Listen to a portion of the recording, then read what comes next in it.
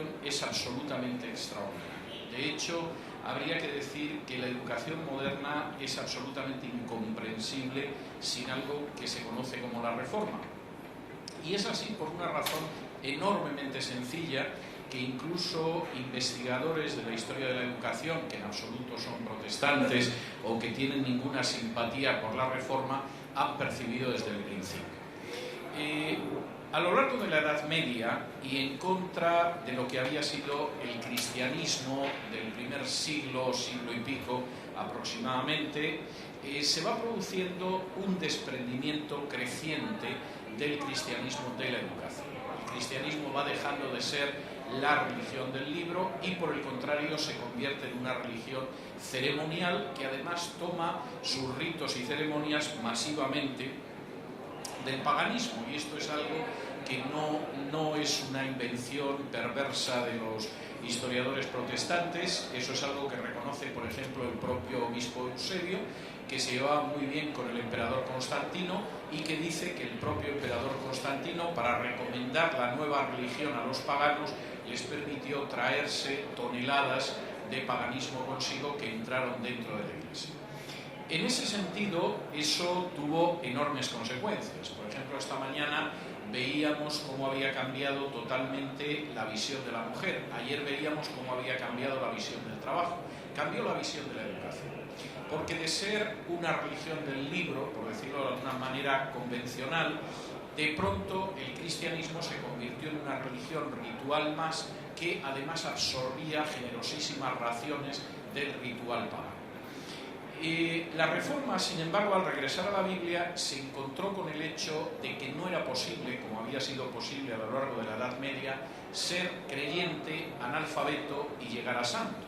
No es que la Iglesia Católica para llegar a santo recomendara ser analfabeto, pero hay santos analfabetos. San Martín de Porres, que es un santo cercano del Perú, nunca aprendió a leer y escribir, supongo que empujaría santamente la escoba por las galerías del convento y por supuesto llegó a los altares.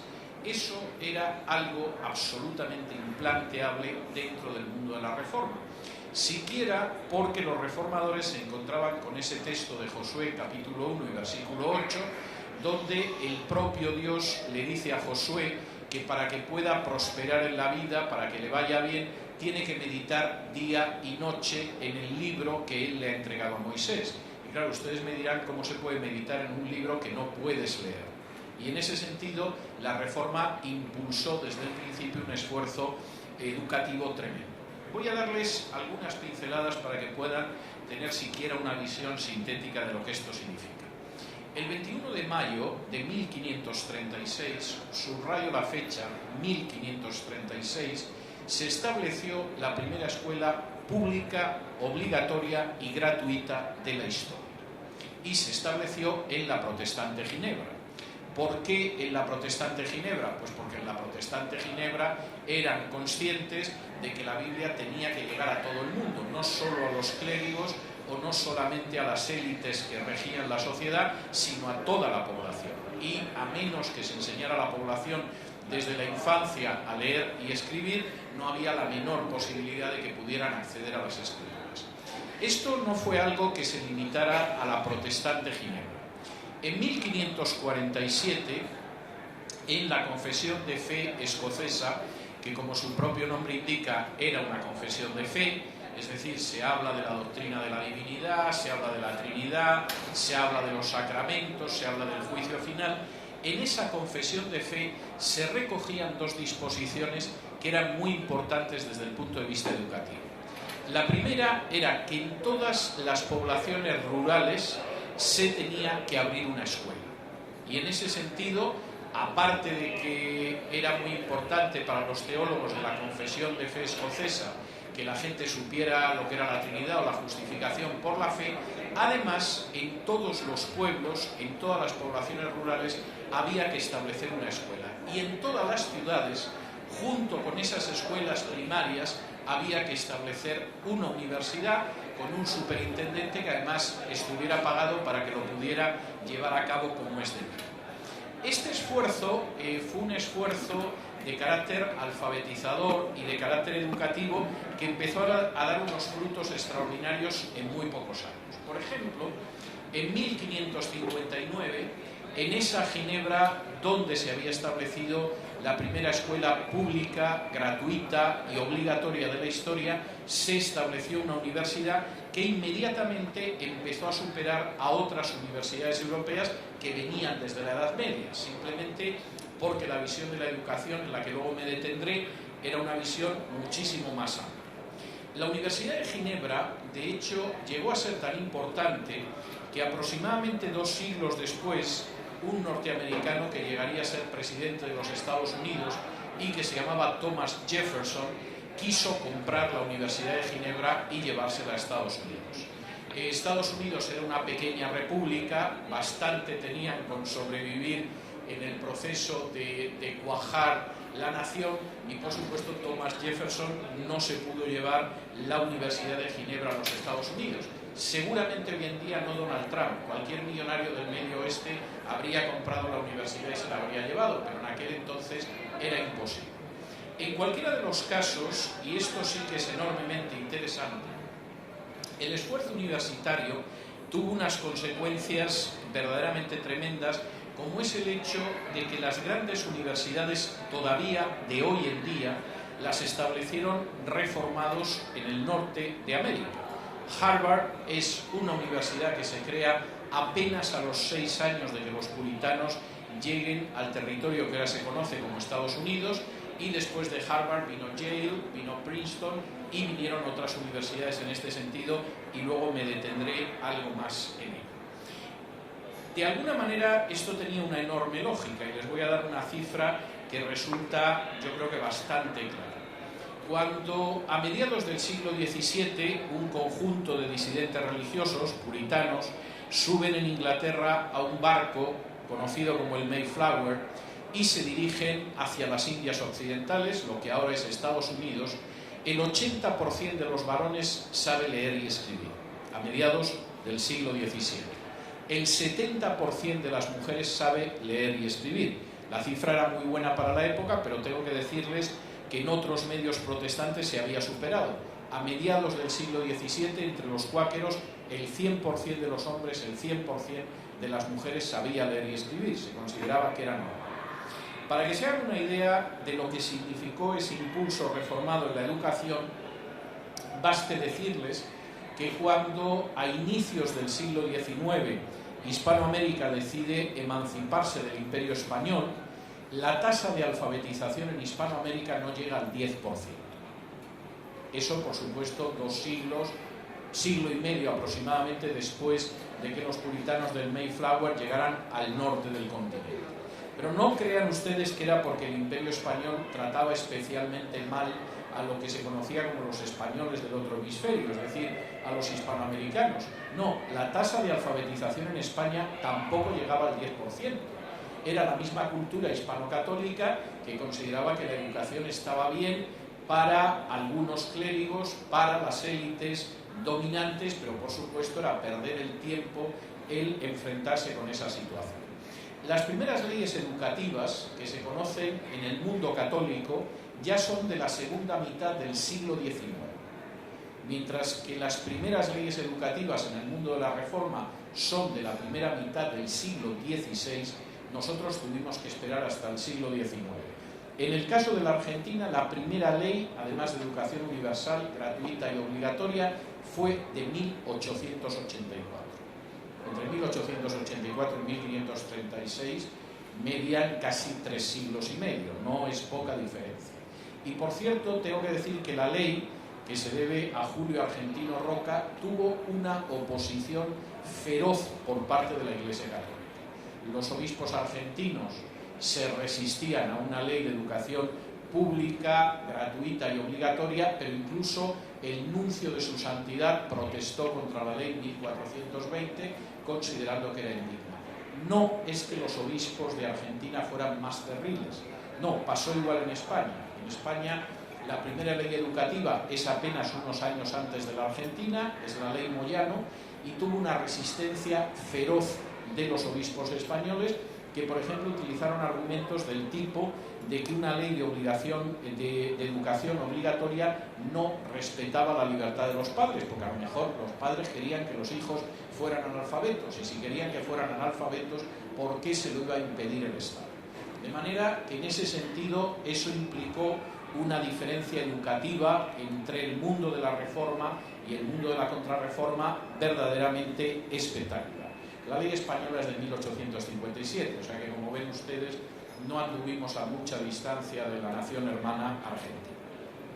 Esa visión de la educación, que en el caso de la reforma provocó un esfuerzo educativo inmediato, y sin embargo en aquellos países que quedaron en la esfera de la contrarreforma, pues prácticamente hasta las revoluciones liberales es algo que ni se plantea. La idea de una educación pública, gratuita y obligatoria no está en absoluto en esa cosmovisión católica. Tuvo además otra consecuencia enorme en el terreno de la investigación científica, por una razón de nuevo muy conectada con la Biblia.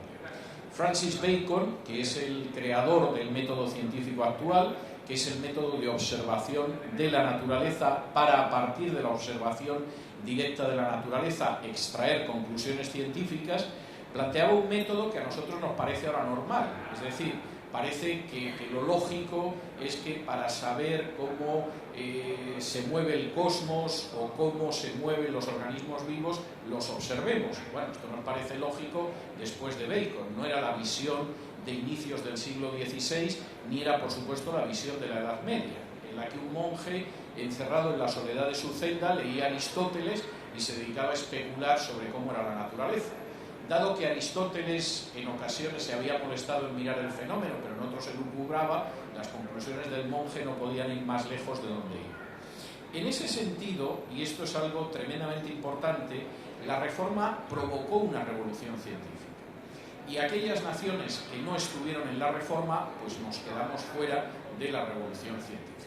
De nuevo, esto no es un juicio malévolo de protestantes sectarios. Esto es una cuestión que no admite discusión histórica. Un personaje tan poco sospechoso como el filósofo Antonio Tobar, posiblemente uno de los intelectuales españoles más importantes del siglo XX, un personaje que lo mismo escribía biografías de Sócrates y de Platón y tenía un dominio enorme del mundo helénico, que conocía también el alemán, que fue uno de los intérpretes en la entrevista entre Franco y Hitler, pues podía decir a inicios de los años 70 del siglo pasado lo siguiente: mitigue usted si quiere lo que le digo, pero creo que hay que decirlo de una vez y en voz alta. La Universidad de Salamanca dejó de comprar libros en 1550. Llegaban los inquisidores y arrancaban las hojas o los quemaban. La ciencia española se acabó entonces, en 1550, aunque haya habido algunos intentos de revivirla después, pero yo no puedo decir otra cosa que la rémora de la educación actual ha sido la Iglesia Católica, por supuesto, que es a la que se refieren los españoles cuando dicen la Iglesia, no hay otra por definición. En ese sentido, basta comparar lo que fue la revolución científica que conoció el mundo reformado con lo que pasó en el mundo católico para darse cuenta de hasta qué punto esa tesis que ha sido expuesta magistralmente, por ejemplo, por Thomas Kuhn en su libro La estructura de las revoluciones científicas, la tesis de que la reforma es la madre de la ciencia moderna, no tiene vuelta de hoja. De nuevo, permítanme ustedes que les dé simplemente algunas pinceladas, porque el tiempo manda y tengo que contarles muchas cosas. Permítanme que les dé algunos ejemplos de lo que es ese aporte protestante a la ciencia. En primer lugar es Francis Bacon. Francis Bacon crea el método científico, dispara la investigación científica y no sucede en el mundo de la contrarreforma por la sencilla razón de que todavía en el siglo XIX Francis Bacon, igual que Isaac Newton, estaban prohibidos en las universidades españolas e hispanoamericanas porque eran herejes protestantes. Es curioso como, por ejemplo, autores españoles que leían de contrabando algunos de estos libros pedían una y otra vez a las autoridades académicas e incluso al rey de España que permitieran la enseñanza de Francis Bacon y de Newton, porque aplicaban el método científico, y la respuesta siempre era que en las universidades españolas no se iba a enseñar la ciencia que practicaban y que habían descubierto los herejes. con lo cual llegamos al siglo XIX todavía rigiéndonos por la escolástica de Santo Tomás. En el otro lado las cosas eran muy distintas. Francis Bacon crea en un momento determinado el método científico. Johannes Kepler, que además era un piadoso luterano, revoluciona las matemáticas y la astronomía trabajando con la luz y trabajando con las leyes del movimiento planetario, y establece una verdad que ahora no negaría a nadie, y es el hecho de que la Tierra gira alrededor del Sol y no el Sol alrededor de la Tierra, que fue lo que le costó a Galileo que le silenciaran de por vida. De hecho, todavía hay un pequeño grupo de gente que escribe libros intentando demostrar que es el Sol el que gira alrededor de la Tierra. Es un grupo pequeño de católicos bastante fanáticos que, con tal de demostrar que la condena de Galileo estaba motivada, han publicado 2 o 3 libros, y uno lo lee y verdaderamente es de esas cosas que causa paso. Aparte de Bacon y de Kepler, Robert Boyle, por ejemplo, cuya ley todavía se estudiaba cuando yo estudiaba física y química siendo un muchachito, fue el creador de la química moderna. Pero aparte de crear la química moderna y ser uno de los fundadores de la Royal Society en Inglaterra, fue también un personaje que pagó de su bolsillo una traducción del Nuevo Testamento al turco, porque tenía un enorme interés en poder compartir el Evangelio con los musulmanes. Isaac Barrow, que fue maestro de óptica y además maestro de Isaac Newton, su mentor, era un personaje que no solamente era un gran científico, es que además era un más que elocuente teólogo, y las predicaciones eran tan buenas que los parlamentarios ingleses de la época copiaban la estructura de sus predicaciones para sus discursos en el Parlamento. No hace falta decir que el descubridor de las bacterias, Antoine Leuwenhoek, era también un piadoso evangélico. Lo era Isaac Newton, el mayor científico de la historia de la ciencia, muy superior a Albert Einstein, que dominaba la óptica, la mecánica, las matemáticas, fue el equivalente al ministro de Economía en Inglaterra, y eso sí, escribía libros de teología y comentarios a libros de la Biblia como Daniel o Apocalipsis. Fue también el caso de Carlos Linneo. La taxonomía que todavía utilizamos en zoología y en botánica, y que de pronto cuando uno va a la manzanilla debajo ve que pone camomila, camomila y nombres latinos distintos, se la debemos a Carlos Linneo, que era por supuesto un personaje que provocó un progreso extraordinario en las ciencias naturales, pero que era también un muy convencido creyente, como también lo era Leonhard Euler, el mayor científico de la historia de Suiza, matemático y por cierto convencidísimo calvinista, como fue el caso de John Dalton, que aparte de ser el fundador de la moderna teoría atómica, se dio la circunstancia de que abrió una escuela para niños pobres en el granero de su casa para que pudieran aprender a leer y escribir. Es el caso de David Brewster, el investigador de la luz polarizada, y imagino que posiblemente esta mañana, cuando ustedes se despertaron, echaron mano de su teléfono móvil para ver si les había llegado un WhatsApp o algún mensaje, abrieron el ordenador, quizá para ver las noticias en Internet, y también examinaron a ver si tenían un correo electrónico. Denle las gracias a un científico evangélico que se llamaba Michael Faraday, porque gracias a sus investigaciones en electricidad y magnetismo tenemos las bases que nos han permitido contar con teléfonos, con computadores y con la red de Internet. En ese sentido, la reforma implicó sacar al ser humano de las tinieblas medievales en términos científicos y catapultarlos al mundo en el que estamos. Y por cierto, dado que la vista que tenemos todos nosotros como seres humanos es limitada, podemos ver más o menos bien, algunos además con ayudas visuales, pero no podemos acceder al microcosmos ni al macrocosmos. Denle las gracias a Dios porque ustedes pueden ver el macrocosmos gracias a un científico holandés y muy protestante que se llamaba Johann Lippershey, que inventó el telescopio del que luego se valió Galileo, y podemos ver el microcosmos gracias a Zacharias Janssen, que fue otro científico holandés y protestante que inventó el microscopio. ¿Qué sucedía en el mundo de la contrarreforma, mientras en el mundo de la reforma parece que no hacían otra cosa nada más que dedicarse a inventar y a investigar? Pues en el mundo de la contrarreforma ser científico era un deporte de riesgo. De hecho, en todo el periodo de la Reforma y de la Contrarreforma hay tres grandes científicos católicos. El primero es Galileo, pero ya saben cómo acabó Galileo. Es decir, Galileo pretendía lo mismo que Kepler, y mientras Kepler era un personaje respetado que se dedicaba a la investigación científica, Galileo acabó en una cárcel de la Inquisición hasta el final de sus días, un arresto suave, más o menos como el del general Videla, pero el caso es que no pudo escribir nada. Lo que escribió en algún caso, alguna página, conseguía salir clandestinamente de su encierro y salvó su vida porque firmó una declaración en la que aceptaba que efectivamente era el Sol el que giraba alrededor de la Tierra. El segundo gran científico fue Pascal, que hizo aportes notables a la física, pero Pascal era considerado un hereje y de hecho tuvo enormes dificultades en Francia porque su teología de la gracia era muy parecida a la de Calvino y era mal mirado, y seguramente se murió a tiempo de que la cosa no fuera a más. Y el otro gran científico de origen católico es René Descartes, o Descartes, si ustedes prefieren, que por supuesto tuvo la prudencia inteligente de marcharse a vivir a la protestante Suecia, porque si se hubiera quedado en la católica Francia, donde él había nacido, hubiera terminado mal.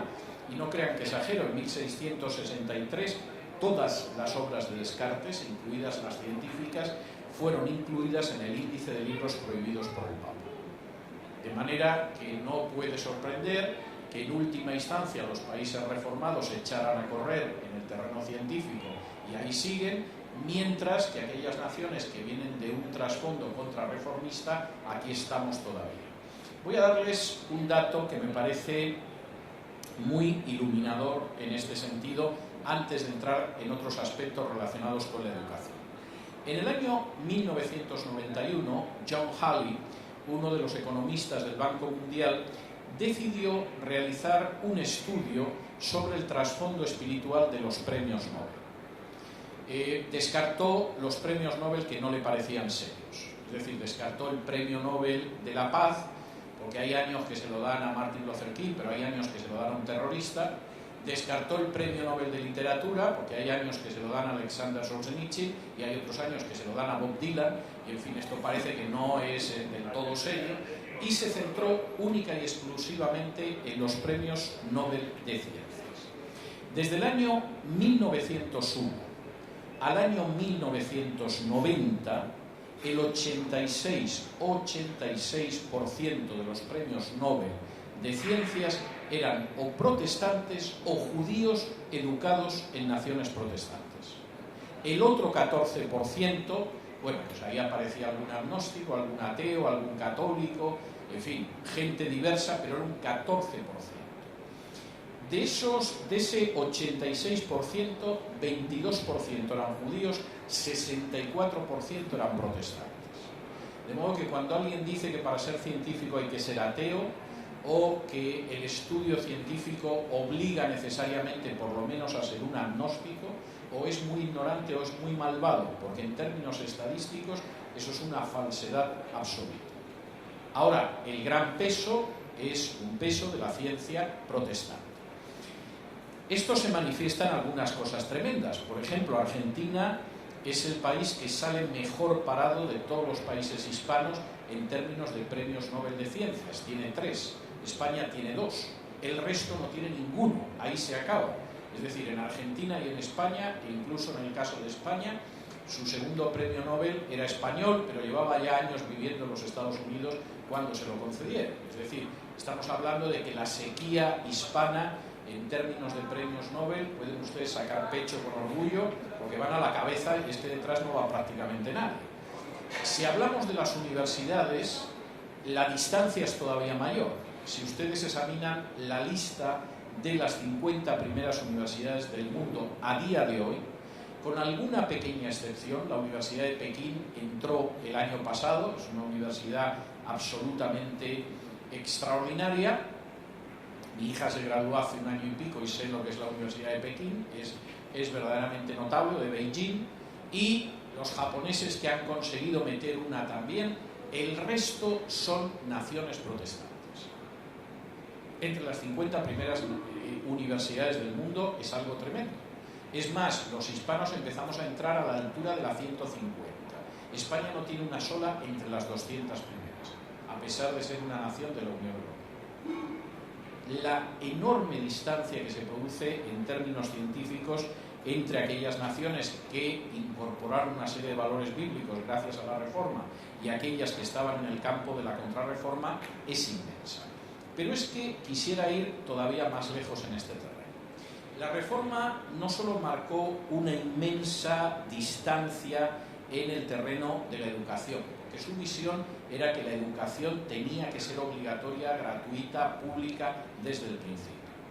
No solo marcó una enorme distancia porque disparó la revolución científica y no los hemos alcanzado todavía. Les compramos aparatos electrónicos, pero todavía no les hemos alcanzado. Y no está muy claro que los vayamos a alcanzar dentro de muy poco.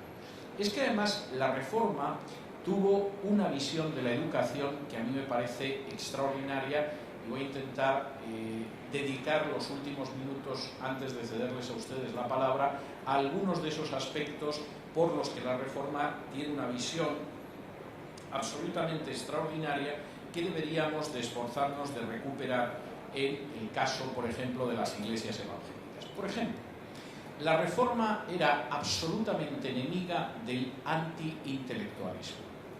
Hay una posición muy extendida, lamentablemente, en el pueblo de Dios en el sentido de que cuanto más ignorantes seas, mejor.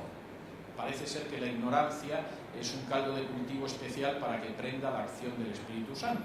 Esto es algo que tiene largos antecedentes. Tertuliano, personaje encantador del que hablamos esta mañana al hablar de su visión de la mujer, para echarse a temblar, entre otras cosas, articuló un dicho que era credo quia absurdo, es decir, creo porque es absurdo, y se quedó tan contento. Es decir, cuanto más absurdo, disparatado e irracional sea algo, pues yo creo más en ello. Y supongo que estaba muy orgulloso de esa visión. Y por supuesto hay una visión antiintelectual.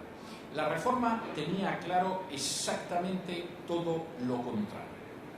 El hecho de que efectivamente saber, educarse, formarse, era un desafío que había que satisfacer.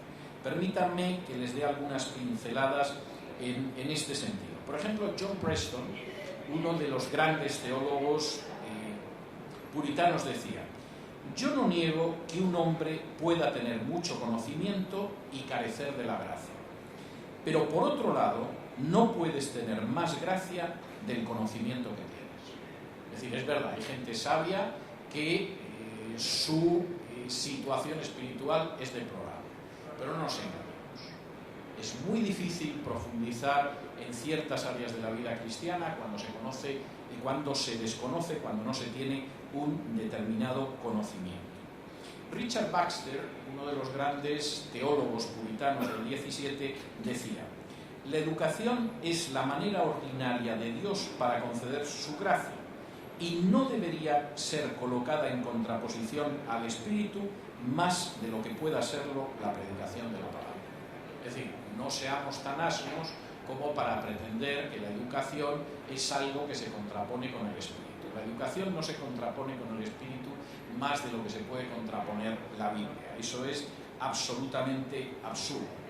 John Cotton, un teólogo también reformado de este lado del mundo, decía: el conocimiento no es conocimiento sin celo, pero el celo sin conocimiento no deja de ser una simple hoguera. De manera que es verdad, un conocimiento que carece del calor espiritual puede ser un conocimiento frío y sin mucha utilidad. Pero cuando una persona lo único que tiene es celo y no tiene conocimiento, bueno, eso no pasa de ser un fuego, no precisamente en el mejor sentido. Samuel Wheeler, por ejemplo, sostenía que la fe está enraizada en el conocimiento.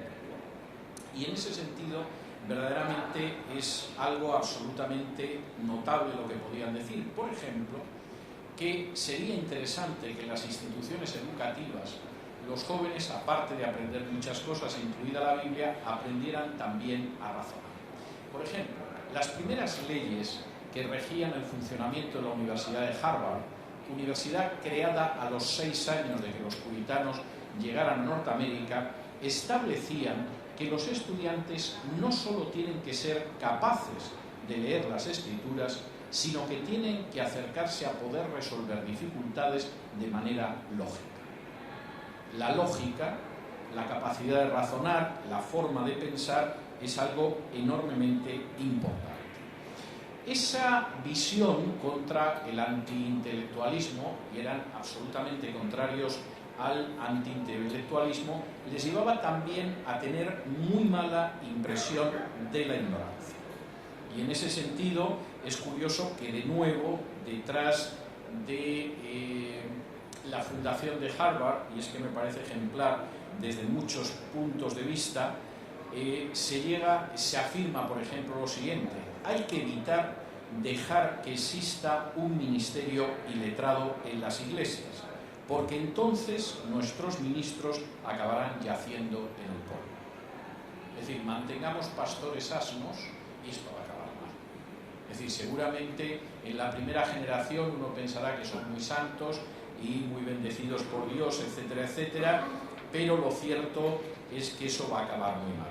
De hecho, John Woolley decía que cuando la ignorancia y la barbarie invade una generación, su gloria va a quedar yaciendo en el polvo. Y William Perkins, uno de mis teólogos reformados preferidos, lo he estado mencionando en el taller de ayer y en el taller de esta mañana, afirmaba: donde reina la ignorancia, allí reina el pecado. De manera que no solamente es que los reformados tenían muy claro que era muy malo eso de tener aversión hacia el intelecto, sino que además el rendir culto a la ignorancia era lo peor que podía suceder. No solamente eso, y además esto es tremendamente importante. La educación es un factor, y en ese sentido los reformados se estaban colocando dentro de lo que ahora están descubriendo los pedagogos, supongo que con bastante sorpresa y algunos con bastante desagrado. Es algo que depende enormemente de los padres. Yo he conocido generaciones de padres, no creo que la cosa haya mejorado mucho, que sostienen la peregrina idea de que con llevar a los hijos a una institución educativa más o menos decente, hay padres que ni eso, pero bueno, hay padres que consideran que con llevar al niño a una escuela, a un colegio, a un instituto de cierto nivel, su función en la educación se ha cumplido. Bueno, lo que está demostrando desde hace por lo menos 20 años repetidos estudios en este sentido, y por cierto tengo que hablar de ello la semana que viene en la República Dominicana, Dios mediante, es que el papel de los padres en la educación de los hijos es más importante que el de las instituciones. E incluso supera la diferencia de ingresos. Un padre puede tener unos ingresos muy elevados que le permitan enviar a su hijo a un centro educativo que realmente sea excepcional, y sin embargo es muy posible que el hijo tenga peores resultados que un padre que tiene menos medios pero que se ha preocupado de la educación de sus hijos. Y esto estadísticamente es sobrecogedor. Al final, niños de familias pobres o de clase media baja que tienen padres que efectivamente se preocupan por la educación, por el impulso educativo, por el que avancen educativamente, tienen resultados muchísimo mejores que niños que a lo mejor han ido a centros de bastante más categoría académica. Eso lo supieron ver los reformadores. Y de hecho insisten en el hecho de que efectivamente tienen que trabajar en ese sentido. Por ejemplo, uno de los predicadores ingleses más interesantes del 17, que se llamaba Thomas Gateker, decía lo siguiente: que los padres aprendan aquí cómo tienen que encauzar la educación de sus hijos. No solamente tienen que ocuparse de proveer para ellos económicamente, sino que tienen que esforzarse para entrenarlos en una sabiduría y en una discreción que sea verdadera. La educación depende en buena medida de los padres, y creo que uno de los grandes problemas de los sistemas educativos actuales es que esto ha permitido que algunos se olviden de ello. ¿Cuál debería ser el contenido de la educación? Y este es otro tema, por supuesto, enormemente importante. Por supuesto, para los reformadores, el contenido de la educación tenía que incluir, en primer lugar, el conocimiento de las Escrituras. Esto era una cosa que no tenía en absoluto duda.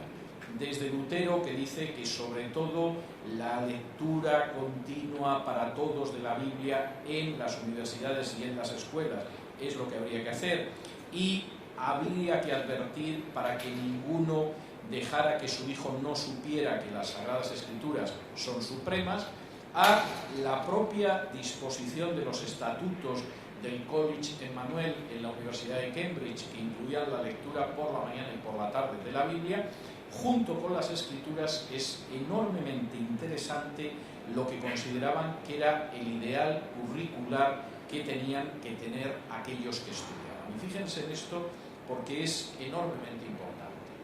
En un momento en que todavía se sigue discutiendo si tenemos un exceso de humanidades en nuestro sistema educativo y deberíamos enseñar solo cosas técnicas, es decir, desprendámonos de todo lo que signifique pensar y que los niños aprendan sobre todo cómo manejar aparatos electrónicos, olvidémonos de los aportes de la cultura clásica y dediquémonos exclusivamente a los ordenadores, etcétera, etcétera. Es curioso cómo los reformadores desde Lutero tenían claro que la educación, aparte de la Biblia, tenía que ser una educación integral que incluyera todas las ramas del saber. Y de una manera que en aquel momento era revolucionario, y a mí me da mucha pena que pedagógicamente se haya olvidado. Por ejemplo, y fíjense que esto es interesante, Lutero, escribiendo a los alcaldes de Alemania, aquella gente que tenía una responsabilidad educativa en las ciudades, decía lo siguiente: si tuviera hijos, haría que estudiaran no solo lenguas e historia, sino también canto y música junto con el conjunto de las matemáticas. Los antiguos griegos entrenaron a sus hijos en estas disciplinas y de esa manera se convirtieron en gente de una capacidad maravillosa que servía para todo. Esto lo escribía Lutero.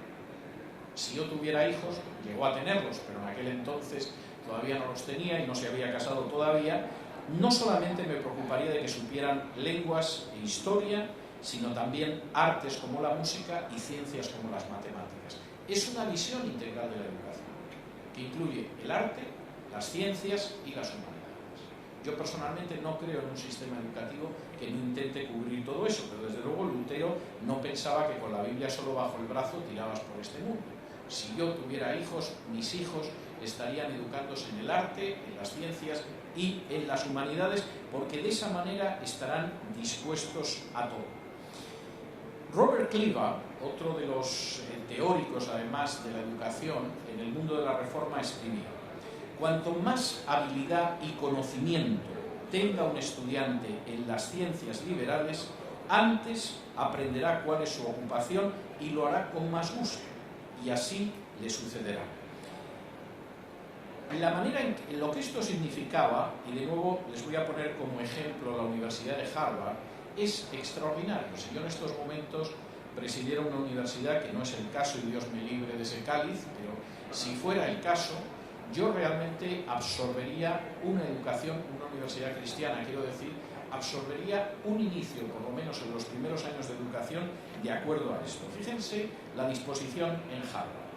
Porque aparte de que la gente leía la Biblia y se suponía que era recomendable que conociera los lenguajes originales bíblicos y que expusiera la teología, los estudiantes también debían estudiar matemáticas, astronomía, física, botánica, química, filosofía, poesía, historia y medicina. Lo cual es una formación integral, supongo que ahora habría que añadir electrónica y ordenadores, algo así, pero reconozcan ustedes que la visión de la educación es magnífica y esa es la base para que Harvard siga siendo lo que es, pero es la base del gran desarrollo educativo y científico en países que de alguna manera tienen esa base de la Reforma. No solamente eso, la insistencia era que no se cayera en el inmenso pecado de pensar que la única educación que se necesita es la Biblia. Samuel Rutherford, de nuevo un teólogo puritano, decía: es falso que la Escritura solo, como enfrentada a la ley de la naturaleza, puede dirigirnos hacia el cielo. Una no excluye a la otra. Y en ese sentido, realmente las posibilidades que había eran tremendas. Y los predicadores esto se lo decían a los chicos para que lo hicieran, pero luego ellos no estaban por ahí. No, crean ustedes que los grandes predicadores tenían un conocimiento verdaderamente enciclopédico. Hoy en día hay una ignorancia enciclopédica, empezando por los políticos. Casi no hay una cosa que aparezca en una enciclopedia que no ignoren, pero en este caso era lo contrario. Lo que había era un saber enciclopédico. Por ejemplo, Cotton Mather, uno de los primeros teólogos protestantes afincados en suelo americano en el siglo XVII, cuando uno examina sus obras teológicas, aparecen citas de más de 300 autores clásicos. Es decir, leía. Les menciono algunos: Aristóteles, Catón, Tito Livio, Homero, Ovidio, Plutarco, Virgilio o Tácito estaban precisamente entre la gente que podía citar Cotton Mather sin ningún problema. ¿Por qué? Porque de pronto en un momento determinado estás predicando a la congregación y queda muy bien decir el filósofo griego Platón afirmaba no sé qué. No, porque los reformadores que basaban en la Biblia la manera en que tenían que vivir, es más, creían que la Biblia contiene principios para moverse en cualquier situación de cualquier época de la historia, conocían el pasaje de Pablo que dice que hay que examinar todo y quedarse con lo bueno. Pablo no dice que hay que hacer una lista de lo que no hay que examinar jamás, sino que dice que hay que examinar todo y retener lo bueno. En buena medida el saber es como un pescado, hay que quitarle la cabeza, hay que quitarle las espinas, a veces hay que quitarle la piel, pero tiene una carne que es bastante sabrosa y nutritiva. Y ese principio paulino de examinar todo y retener lo bueno es precisamente el principio que tenía la Reforma. Por cierto, es un principio extraordinario. Richard Sives, escribiendo sobre esto, de nuevo un teólogo reformado, decía: la verdad viene de Dios, en cualquier sitio donde la encontremos, y es nuestra, es de la Iglesia. No tenemos que hacer un ídolo de estas cosas, pero la verdad, en cualquier sitio que la encontremos, es de la Iglesia. Por lo tanto, con una buena conciencia podemos utilizar cualquier autor humano. Hace unos años, a la cosa de una década, publiqué un libro que se titulaba Camino hacia la cultura, donde al final aparecía una lista de los libros que una persona que quiera ser culta debería leer, de las películas que debería ver e incluso de los lugares que sería bueno que visitara. Por supuesto también las piezas musicales que debería escuchar. Y recuerdo que un pastor, con el que yo tenía muy buena relación, pero que era muy bruto, no lo voy a ocultar, tampoco voy a decir el nombre, me llamó compungido diciendo que mi libro era un camino hacia la muerte, no hacia la cultura. Porque en la medida en la que yo recomendaba a la gente leer ciertas lecturas, les puedo asegurar que no estaba incluido el Playboy ni nada de este tipo, no piensen ustedes mal, ¿no? Pero en la medida en que yo recomendaba a la gente leer ciertas lecturas y ver determinadas películas para comprender la cultura de su tiempo, etcétera, la estaba guiando por un camino de muerte. Y es de esos momentos en que te quedas parado y dices, esto no me está sucediendo a mí. Y luego dices, de un momento a otro va a aparecer una cámara oculta detrás de aquella columna y simplemente me van a decir inocente, inocente, y me han gastado una broma, pero inmediatamente te das cuenta de que lo dicen en serio. Seguramente estaba muy convencido de que su actitud era muy piadosa, pero ni era bíblica, ni era la actitud que a Dios gracias tuvieron los reformadores. Y en ese sentido, desde luego, la lección que ellos daban era tremenda, porque eso implicaba que de alguna manera la ciencia, el conocimiento es bueno. Richard Baxter, por ejemplo, podía decir que la física,